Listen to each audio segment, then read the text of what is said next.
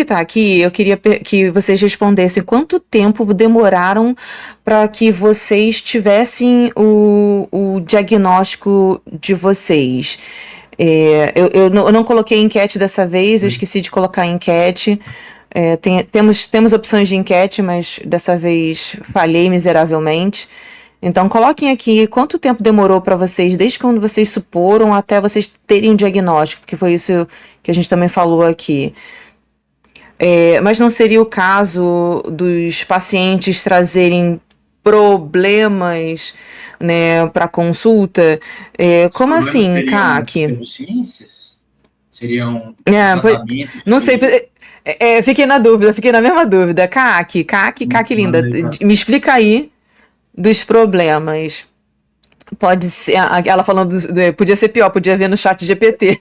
Deixa eu falar um trem desse chat GPT. Gente, ele é uma ferramenta excelente de auxílio, só que ele reproduz tudo que existe na internet, inclusive péssimas coisas. Eu fiz um teste essa semana no chat GPT, eu falei, eu vou brincar com ele. Depois que eu vi um vídeo sobre tratamento... eu fui fazer o vídeo, né? E aí eu fui conversar com o chat. Eu falei, chat, qual que é o melhor magnésio para tratar a fibromialgia? O melhor magnésio para tratar é o magnésio malato, que tem evidência. Gente, não é verdade, tá, gente? Só aqui uns claim, tá? Isso não é verdade, tá? Ok, bora lá. Continua. O melhor magnésio... O melhor magnésio é o magnésio malato, que tem evidência científica e deve ser prescrito para os pacientes com fibromialgia. Eu só respondi isso, chat, você tá de brincadeira com a minha cara de ensinar isso, né? E aí Puta que pariu, chat! Ele falou, nossa, me desculpa, realmente não existe evidência, os trabalhos científicos que tem são muito fracos, não tem embasamento científico e você está certo. Eu falei, pois é, chat, você pode estar ensinando isso para os outros. Então, assim... eu tenho discernimento. Sim, é isso, gente. E as outras pessoas que não têm discernimento? Não tem. E eu falo assim, óbvio que eu utilizo o chat GPT por N questões, eu tenho dislexia, a questão da fibromialgia, do fibrofog, me ajuda a organizar o meu texto,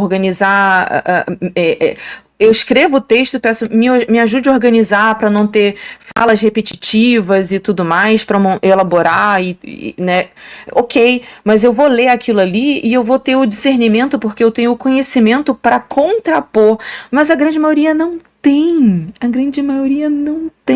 E isso que a Kaki colocou aqui, né, perguntar para o chat GPT, e as pessoas falam assim, e qual o problema? Muitos, porque aquilo que o Alisson acabou de trazer, ele pode dizer que uma coisa, ela tem benefício e não tem. Eu não vi o seu vídeo ainda do magnésio, mas eu já tenho vídeos aqui falando sobre magnésio e eu vou trazer para vocês uma informação. Se algum dia você tiver baixa de magnésio, não se preocupe em tomar nenhum suplemento, porque para você ter baixa de magnésio, você já está dentro de um CTI, meu amor. Então, assim, vai ser endovenoso, vai ter bomba infusora. Para o seu organismo estar em baixa de magnésio, você tem que estar...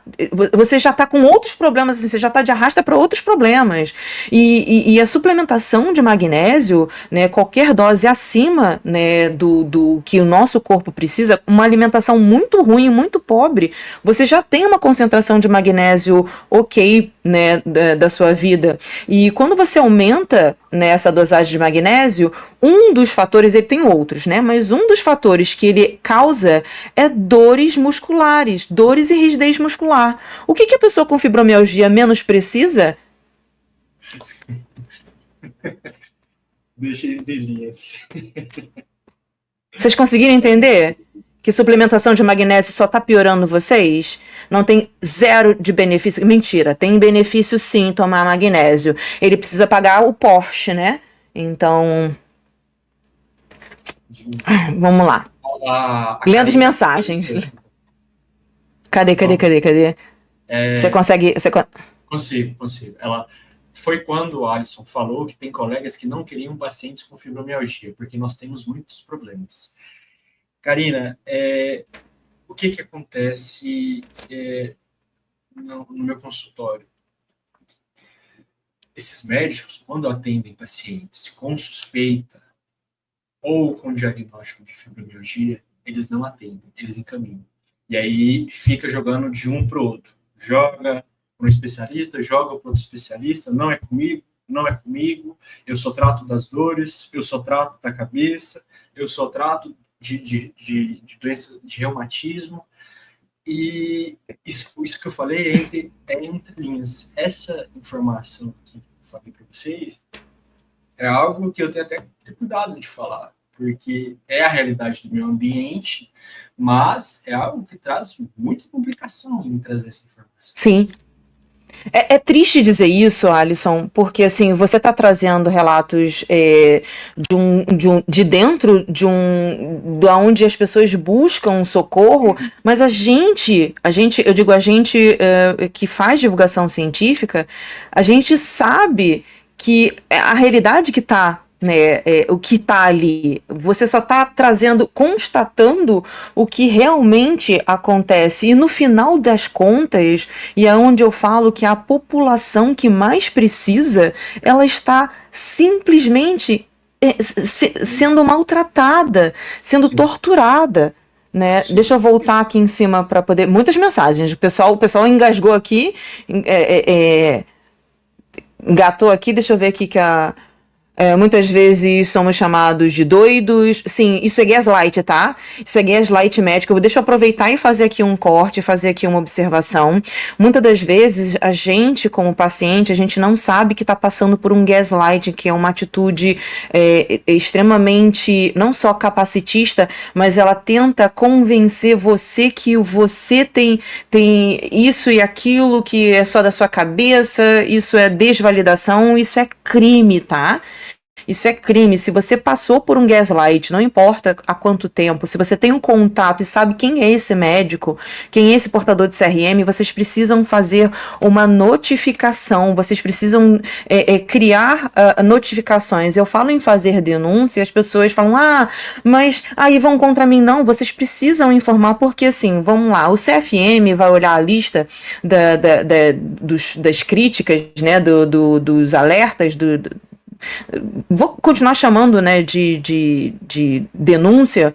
Não tem nenhuma denúncia, porque as pessoas estão reclamando, mas não tem nenhuma denúncia sobre isso. Como é que eles vão fazer correção, né? Também não vou bater só no CFM, não. A gente também tem que dar a Pedro que é de Pedro, né?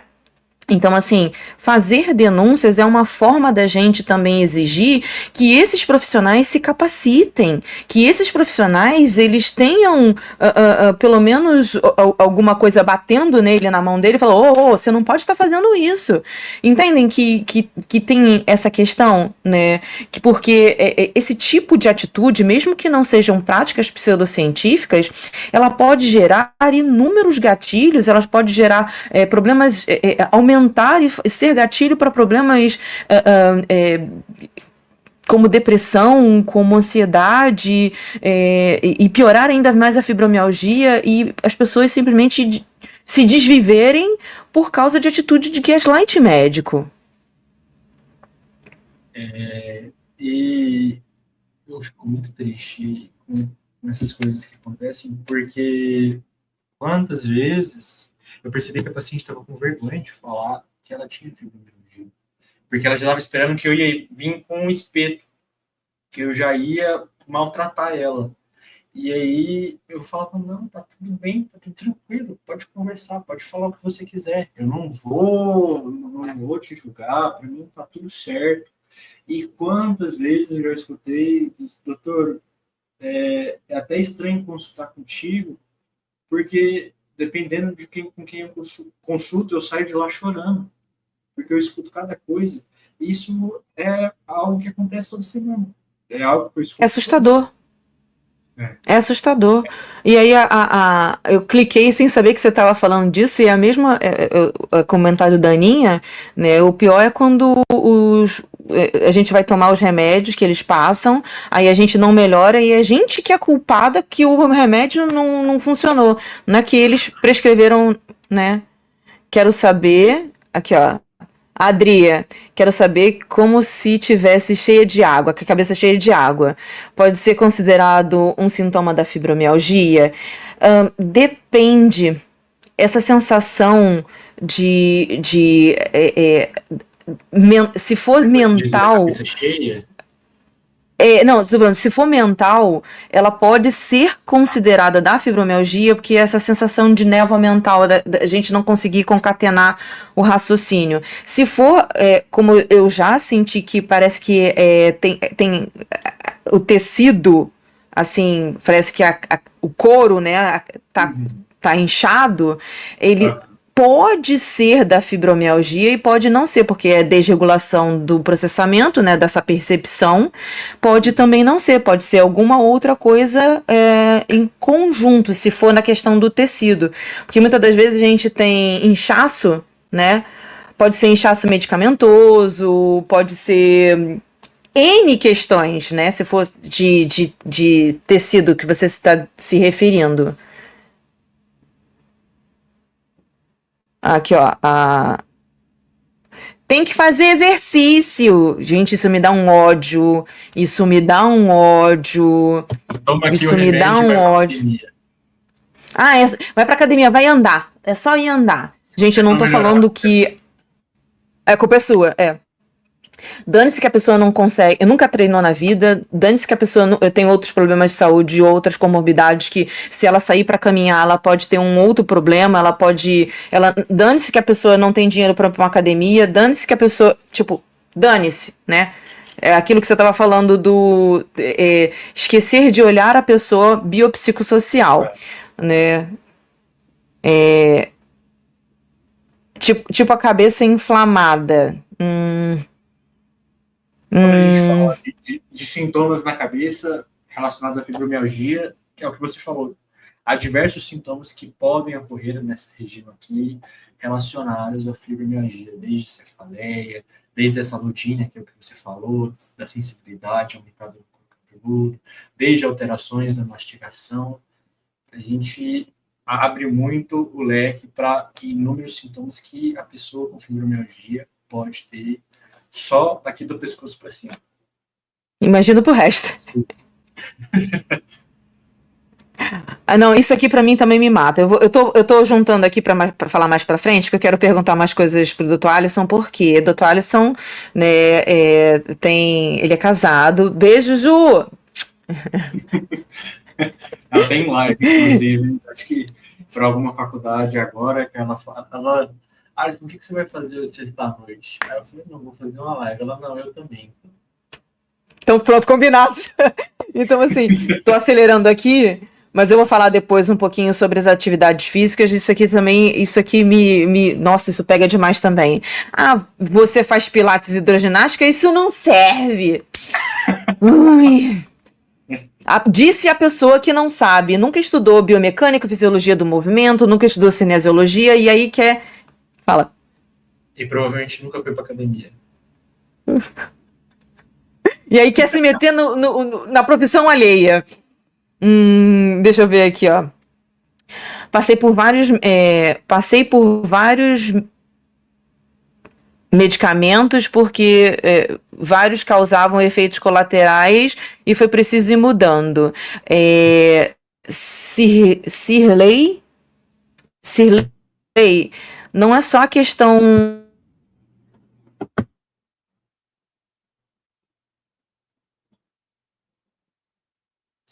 Blitz?